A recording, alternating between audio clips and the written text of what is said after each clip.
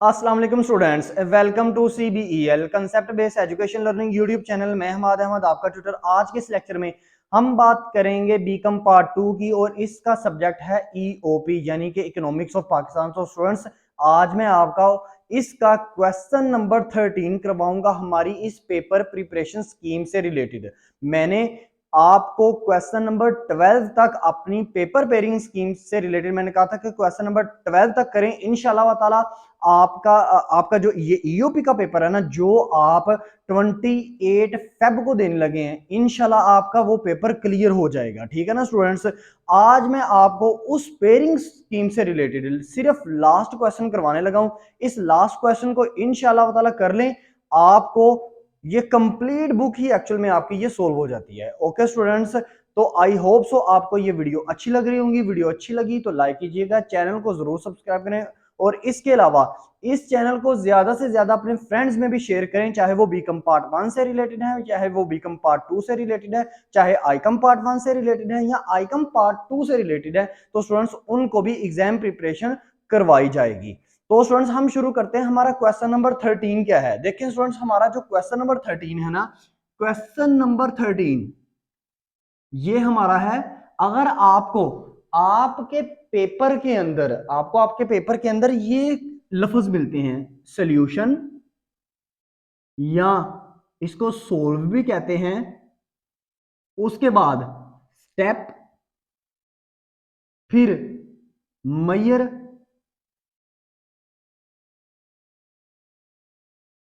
Of government. अगर आपको ये चंद वर्ड्स मिलते हैं, यानी कि वर्ड्स क्या है? सॉल्यूशन, यानी कि कोई भी नीचे क्वेश्चन दिया हुआ है, क्वेश्चन में मैं आपसे डिस्कस करता हूं कि कौन से वो क्वेश्चन आपसे पूछ सकता है। यानी कि आपको अगर पेपर के अंदर सॉल्यूशन पूछ ले, सॉल्यूशन बताओ या स्टेप बताओ, हम इस चीज को किस तरह बेटर कर सकते हैं, एक गवर्नमेंट इस चीज के अंदर जो प्रॉब्लम आई है उसको किस तरह बेटर कर सकती है, या गवर्नमेंट क्या क्या मेजरमेंट ले सकती है, या इसके अलावा वर्ड आ सकता है ओवरकम, कि गवर्नमेंट किस तरह इसको ओवरकम कर सकती है। ओवरकम की जगह रिड्यूस भी आ सकता है, रिड्यूस।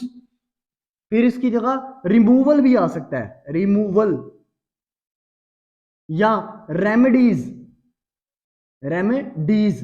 तो स्टूडेंट्स, ये तमाम जो वर्ड्स है ना, ये कैसे आएंगे? मिसाल के तौर पर आपसे वो पूछता है एक्सपोर्ट को बढ़ाने के लिए ना क्या क्या हुकूमत स्टेप ले सकती है। एक्सपोर्ट का वर्ड, वो एक्सपोर्ट का टॉपिक वो उठा सकता है। फिर आपसे वो कह सकता है कि हम अपनी इंपोर्ट को रिड्यूस करने के लिए गवर्नमेंट कौन कौन से स्टेप को ले सकती है। तो इंपोर्ट का चाहे क्वेश्चन आ जाए, फिर भी आपने क्वेश्चन इसी को समझना है। फिर अगर वो पूछ ले आपसे कि किस तरह हम अपने ह्यूमन कैपिटल को इंक्रीज कर सकते हैं, उसके लिए हुकूमत को कौन कौन से स्टेप दरकार हैं, ये भी क्वेश्चन आ सकता है। फिर इसके अलावा वो कह सकता है एग्रीकल्चर सेक्टर, जिसको एग्रीकल्चर डेवलपमेंट भी कहते हैं, एग्रीकल्चर सेक्टर को एक हुकूमत या पाकिस्तान किस तरह एग्रीकल्चर सेक्टर को बेटर बना सकती है, उसके लिए हुकूमत को क्या क्या स्टेप चाहिए, हुकूमत को क्या क्या रेमेडीज करनी पड़ेंगी, हुकूमत को किन किन प्रॉब्लम्स को रिमूव करना पड़ेगा। अंडरस्टैंड कर रहे हैं ना मेरी बात को? हुकूमत को किस किस तरह उस प्रॉब्लम्स की रेमेडीज को दूर करना पड़ेगा, हुकूमत को क्या क्या मेजरमेंट्स लेनी चाहिए किसको सोल्व करने के लिए, एग्रीकल्चर सेक्टर के अंदर जो प्रॉब्लम्स मौजूद है। प्रॉब्लम्स का वर्ड वो चाहे कहे या ना कहे, ये जो दिए गए वर्ड्स हैं ये लाजमी आपसे वो पूछेगा। ठीक है ना स्टूडेंट्स? इसके अलावा एग्रीकल्चर सेक्टर की बात करें, फिर एग्रीकल्चर मार्केटिंग को किस तरह हम बेटर बना सकते हैं, हुकूमत किस तरह उसको बेटर बनाने के लिए स्टेप ले सकती है। फिर इसके अलावा एग्रीकल्चर मैकेनाइजेशन को बेटर बनाने के लिए हुकूमत किस तरह स्टेप ले सकती है। फिर आगे सुनते जाएं, एग्रीकल्चर फाइनेंस को, जिसे एग्रीकल्चर क्रेडिट भी कहते हैं, एग्रीकल्चर फाइनेंस पॉलिसी को या एग्रीकल्चर प्राइस पॉलिसी को हुकूमत किस तरह बेटर बनाने के लिए क्या क्या स्टेप ले सकती है, क्या क्या मेजरमेंट्स ले सकती है, प्रॉब्लम्स को किस तरह रिमूव कर सकती है, प्रॉब्लम्स को रिमूव करने का सोल्यूशन क्या है। ठीक है ना? ये वर्ड्स यही आएंगे, मैक्सिमम वर्ड्स वो यही पूछता है। इसके अलावा अगर आप ये कह लें कि इंडस्ट्रियल सेक्टर को अगर हुकूमत ने क्या करना है, एक गवर्नमेंट ऑफ पाकिस्तान है उसको बेटर बनाना है, तो पाकिस्तान की गवर्नमेंट को क्या स्टेप उठाने चाहिए, या पाकिस्तान की गवर्नमेंट को क्या मेजरमेंट्स लेने चाहिए, कॉटन या स्मॉल स्केल इंडस्ट्री को बेटर बनाने के लिए क्या मेजरमेंट्स लेने चाहिए, कैपिटल फॉर्मेशन को इंक्रीज करने के लिए क्या मेजरमेंट्स लेने चाहिए, या कैपिटल फॉर्मेशन पाकिस्तान में डिक्रीज क्यों है, गवर्नमेंट ऑफ पाकिस्तान को क्या क्या स्टेप उठाने चाहिए। आई होप सो आप अंडरस्टैंड कर गए हैं। इसके अलावा आपको पूरी बुक के अंदर कोई भी ऐसा क्वेश्चन पूछे, आपको आपकी पूरी बुक के अंदर कोई भी टॉपिक पूछे, चाहे वो आपको बैलेंस ऑफ पेमेंट को बेटर बनाने के लिए हुकूमत को क्या स्टेप लेने चाहिए, बैलेंस ऑफ ट्रेड को बेटर बनाने के लिए हुकूमत को क्या स्टेप लेने चाहिए, फॉरेन डायरेक्ट इन्वेस्टमेंट को बढ़ाने के लिए हुकूमत को क्या स्टेप लेने चाहिए, इसके अलावा और क्या आ सकता है, इसके अलावा जी पाकिस्तान गवर्नमेंट को अपना बजट अच्छा करने के लिए क्या क्या स्टेप लेने चाहिए। ठीक है ना। मैं कहना क्या चाह रहा हूं, कहना ये चाह रहा हूं, आपकी बुक कंप्लीट ईओ की बुक जिस मर्जी राइटर की है आप यूज करते हैं या नोट्स यूज कर रहे हैं, अगर आपको किसी भी एक स्पेसिफिक टॉपिक के रिलेटेड आपसे ये पूछता है कि आप ये करो, उसके अंदर स्टेप बताओ हुकूमत को क्या क्या उठाने चाहिए, स्टेप कह दे, सोल्यूशन कह दे, रिमूवल्स कह दे, रेमेडीज कह दे, आपको हाउ टू ओवरकम इट, हम इन प्रॉब्लम्स को किस तरह ओवरकम कर सकते हैं, किस तरह कम कर सकते हैं, तो आपकी पूरी बुक में से कोई भी टॉपिक हो उसमें वो गवर्नमेंट के स्टेप्स पूछ रहा हो, तो स्टूडेंट्स ये अभी जो मैं 16 हेडिंग्स देने लगा हूं, आप स्टूडेंट्स से शेयर करने लगा हूं, इन्हीं 16 हेडिंग्स को लिखिएगा। अगर तो वो पेपर में सिर्फ ये पूछता है कि गवर्नमेंट ना इंपोर्ट को कम करने के लिए, इंपोर्ट जो हम बाहर से चीजें मंगवाते हैं, इंपोर्ट को कम करने के लिए गवर्नमेंट को क्या क्या स्टेप उठाने चाहिए, सिर्फ ये क्वेश्चन पूछा है, तो आप ये 16 हेडिंग्स को लिखेंगे। अगर वो दो क्वेश्चन को मिलाकर पूछता है, यानी कि आपसे ऐसे पूछता है, सुनिएगा ध्यान से, कह सकता है agriculture, what are the problems of agriculture sector in Pakistan में एग्रीकल्चर सेक्टर को क्या क्या प्रॉब्लम्स है, and how ah government overcome it, और गवर्नमेंट उसको किस तरह ओवरकम कर सकती है। अब ये एक क्वेश्चन में दो क्वेश्चन छुपे हुए हैं, ठीक है ना। जैसा कि आप बचपन में भी पढ़ते थे, क्या पाकिस्तान की अहम नहरें कौन सी हैं, नीज इन नहरों को डिटेल में एक्सप्लेन करें, तो ये एक क्वेश्चन में दो क्वेश्चन छुपे होते हैं। आपने मुतालिया पाकिस्तान में आप बचपन से लेकर 8वीं तक आप क्या पढ़ते हो, इस तरह के क्वेश्चन आप पढ़ते रहते हो, चाहे आप इंग्लिश मीडियम हो चाहे आप उर्दू मीडियम हो, ठीक है ना स्टूडेंट्स। तो अगर दो क्वेश्चन में वो पूछे स्टेप, मतलब क्वेश्चन मैं दोबारा से रिपीट कर देता हूं, अगर आपसे वो पूछे what are the problems of agriculture sector in Pakistan and how are government overcome it, और किस तरह गवर्नमेंट उसको ओवरकम कर सकती है, तो आपको पता है इसमें आपसे उसने एग्रीकल्चर सेक्टर की प्रॉब्लम्स भी पूछ ली है, जो कि मैंने क्वेश्चन नंबर 12 के अंदर आपको बताया है। इस वीडियो के डिस्क्रिप्शन के अंदर ना मैं ऐसा करूंगा, तमाम वो वीडियोस, तमाम 1 से लेकर 12 तक जितने भी मैंने क्वेश्चन करवाए ना, उन तमाम के लिंक मैं अंदर आपको प्रोवाइड कर दिए हैं। आप स्टूडेंट्स क्या करो, इसी वीडियो की डिस्क्रिप्शन के अंदर जाओ, आपको वो तमाम जो वीडियोस हैं वो मिल जाएंगी। इंशाल्लाह ताला आपका बहुत ज्यादा बेनिफिट होगा। हाँ, specially question number 11, question number 12, question number 12 को मैंने 2 पार्ट्स बनाए हैं, तो स्टूडेंट्स इन दोनों को लाजमी देखिएगा, आपका बहुत ज्यादा फायदा होगा, आप कभी भी फेल नहीं हो सकते, ठीक है ना। तो अगर आपको एक क्वेश्चन के अंदर दो क्वेश्चन वो स्टूडेंट्स पूछे, तो आपने क्या करना है, प्रॉब्लम्स भी लिखोगे, फिर आप उसमें वो क्या लिखोगे, हुकूमत ने जो जो स्टेप उठाने चाहिए हुकूमत को एग्रीकल्चर सेक्टर को बेटर बनाने के लिए, तो आप कहोगे सर अच्छा प्रॉब्लम्स भी हमने 15 लिखनी है, तो क्या जो 16 आप हमें प्रोवाइड अभी करने लगे हो इसके स्टेप के, मतलब गवर्नमेंट को क्या क्या स्टेप उठाने चाहिए, ये 16 और 15 ये तो 30 to 31 हेडिंग्स हमारी बन जाती है। नहीं, जब आपको दो क्वेश्चन के अंदर एक पार्ट ये पूछिए कि सोल्यूशन बताओ गवर्नमेंट किस तरह इस चीज को अच्छा कर सकती है, बेटर कर सकती है, तो स्टूडेंट्स आप ना जो गवर्नमेंट के जो स्टेप्स हैं, यानी कि गवर्नमेंट की जो मेजरमेंट्स हैं, वो सिर्फ 10 लिखेंगे। आई होप सो आपको ये बात अंडरस्टैंड हो चुकी होगी। तो अब हम अपनी हेडिंग्स की तरफ मूव ऑन करते हैं, जरा जल्दी से इसको नोट डाउन कर लीजिएगा। चलें, नंबर 1, आपको कोई भी टॉपिक वो पूछे, किसी भी टॉपिक के रिलेटेड, जैसे मैं मिसाल के तौर पर अज्यूम कर लेता हूं इन तमाम टॉपिक्स में से इंपोर्ट, चलिए इंपोर्ट नहीं, एक्सपोर्ट को आप अच्छे से समझ लेंगे। एक्सपोर्ट को मैं क्या करता हूं, अज्यूम कर लेता हूं कि पाकिस्तान को अपनी एक्सपोर्ट बनाने के लिए, एक बढ़ाने के लिए एक गवर्नमेंट को क्या क्या स्टेप उठाने चाहिए, ठीक है ना स्टूडेंट्स। तो इसमें नंबर 1 देखिएगा, नंबर 1 लिखे मोर कैपिटल,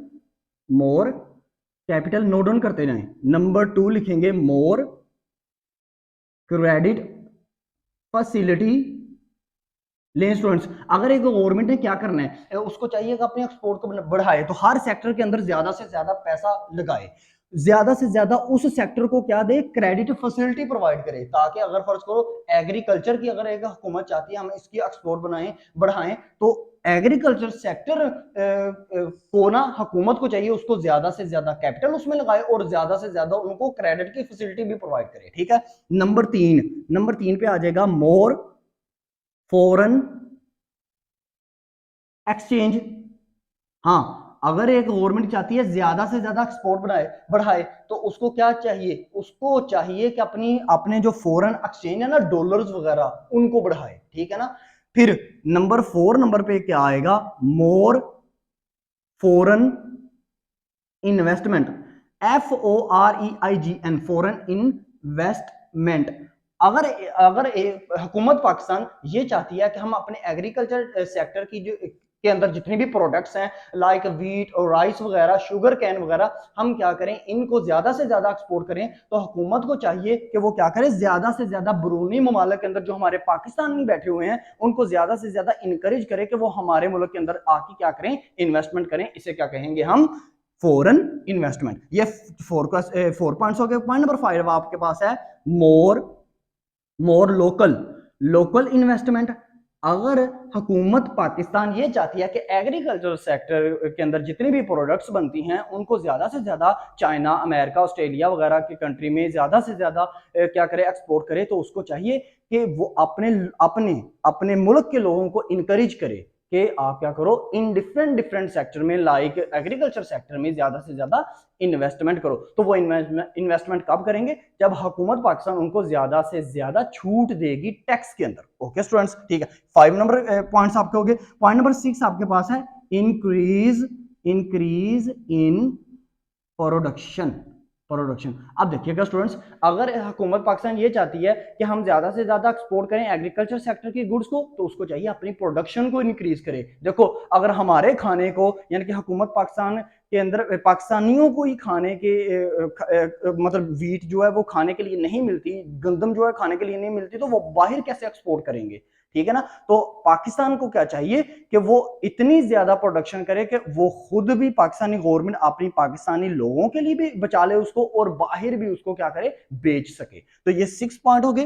पॉइंट नंबर अगर हम 7 की बात करें तो वो आ जाएगा better use of human capital. अगर पाकिस्तान गवर्नमेंट ये चाहती है कि हम एग्रीकल्चर सेक्टर के प्रोडक्ट्स को ज्यादा से ज्यादा एक्सपोर्ट करें, तो उन पाकिस्तान गवर्नमेंट को ये चाहिए जो ह्यूमन कैपिटल है ना, मतलब वो लोग जो एग्रीकल्चर के बारे में जिन्होंने रिसर्च की हुई है, जिन्होंने उसके अंदर PhD की हुई है, तो उन लोगों को क्या करे, हुकूमत पाकिस्तान इंकरेज करे, उनको बेटर, उनका अच्छा से इस्तेमाल करे, ठीक है ना। आपको पता है कि हमारे मुल्क के अंदर जो लोग पढ़े लिखे होते हैं उनका ज्यादा अच्छे से इस्तेमाल नहीं किया जाता, ना ही हुकूमत करती है। तो ये पॉइंट नंबर आपके पास 7 हो गए। पॉइंट नंबर 8 आपके पास क्या आएगा, better use of technology technology. अच्छा स्टूडेंट्स, अगर ना पाकिस्तानी गवर्नमेंट ये चाहती है कि वो क्या करे, एक्सपोर्ट को ज्यादा से ज्यादा इंक्रीज करे, तो उसके लिए उसको चाहिए कि टेक्नोलॉजी का ज्यादा से ज्यादा इस्तेमाल करे, लाइक चाइना, जैसे चाइना ने किया हुआ है, ठीक है ना स्टूडेंट्स। पॉइंट नंबर 9 आपके पास क्या है, high accountability accountability high accountability. Students, high accountability का मतलब होता है, देखो, करप्शन, जो बंदा, जिस बंदे ने करप्शन किया उसको अकाउंटेबल करे, उसको सजाएं दे। तो अगर एक गवर्नमेंट अपने उन लोगों को जो मुजरम होते हैं, जिन्होंने कानून तोड़ा होता है, जिन्होंने करप्शन की होती है, अगर उनको सजा नहीं मिलती, तो याद रखिएगा, कभी भी कोई भी हुकूमत हो, कोई भी कंट्री हो, तो स्टूडेंट्स वो कभी भी अपने अपने मुल्क के अंदर जो बनाई गई हुई चीजें हैं ना, उनको एक्सपोर्ट नहीं ज्यादा कर पाता, ना ही इंपोर्ट को रिड्यूस कर पाता है। वजह क्या, क्योंकि देखो, करप्शन बढ़ेगी तो उन लोगों को इंकरेजमेंट मिलती है, वो कहते हैं ठीक है, हमें तो कोई पकड़ने वाला नहीं है, हम जितना मर्जी टैक्स दें चाहे ना दें, चाहे हम चीज को 2 रुपए की चीज बनाई है तो हम चाहे उसको 10 रुपए में बेचें, हमें तो कोई अकाउंटेबल करने वाला है ही नहीं। पॉइंट नंबर 9 हो गए। पॉइंट नंबर अगर हम 10 की बात करें तो वो आपके पास क्या आ जाएगा, हाई पॉलिटिकल स्टेबिलिटी। स्टूडेंट्स, अगर एक गवर्नमेंट ये चाहती है ना अपनी एक्सपोर्ट को इंक्रीज करे, तो उस गवर्नमेंट को ना उसके 5 साल चलना बहुत ज्यादा जरूरी है, जो उसका टेन्योर है, ठीक है ना। ये नहीं होना चाहिए किसी भी मुल्क के अंदर के गवर्नमेंट को जब दिल किया ले आया, जब दिल किया उनको उतार दिया। ये अख्तियार किसका है, आम आवाम का है, जनरल पब्लिक है। तो ये पॉइंट नंबर 10 हो गया आपके पास। पॉइंट नंबर 11 स्टूडेंट्स आपके पास क्या है, हाई पॉइंट नंबर 11 आपके पास आएगा, हाई पर कैपिटल इनकम।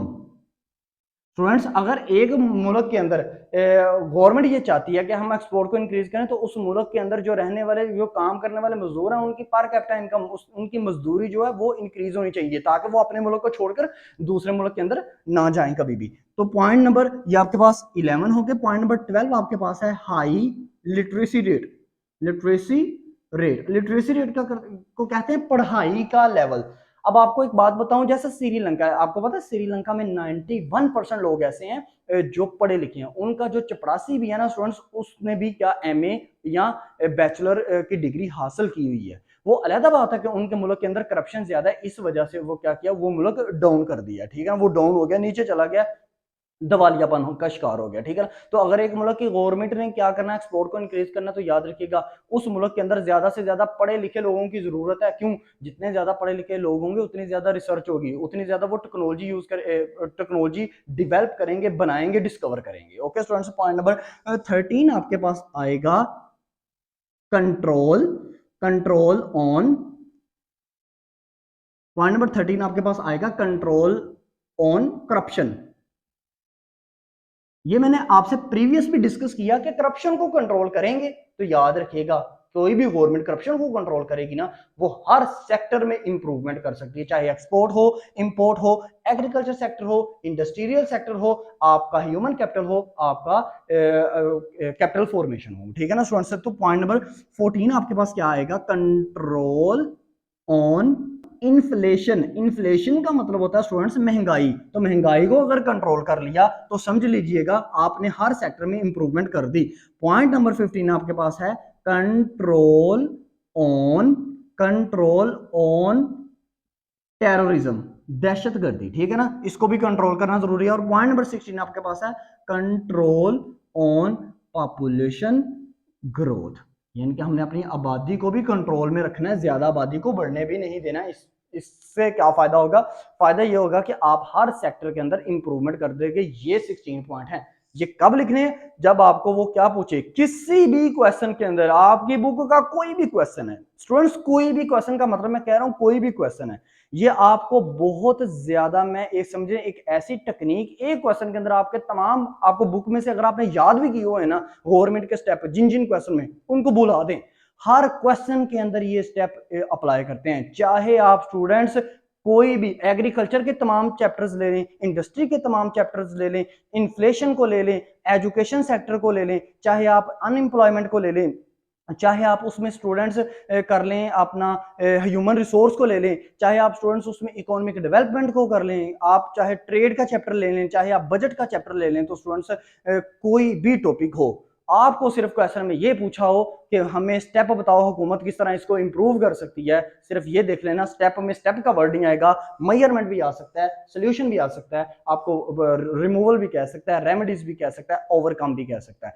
एक क्वेश्चन सिर्फ बन के है तो 16 हेडिंग्स। अगर इसके साथ आपको ऑब्जेक्टिव्स पूछ ले या प्रॉब्लम्स पूछ ले तो स्टूडेंट्स आपने फिर इनको 16 नहीं लिखना, फिर सिर्फ 10 को लिखना है। और 10 आप स्टूडेंट्स खुद से आप खुद से इन 16 में से चॉइस के ऊपर मैं आपके छोड़ देता हूं, आप कोई से भी 10 लिख सकते हो।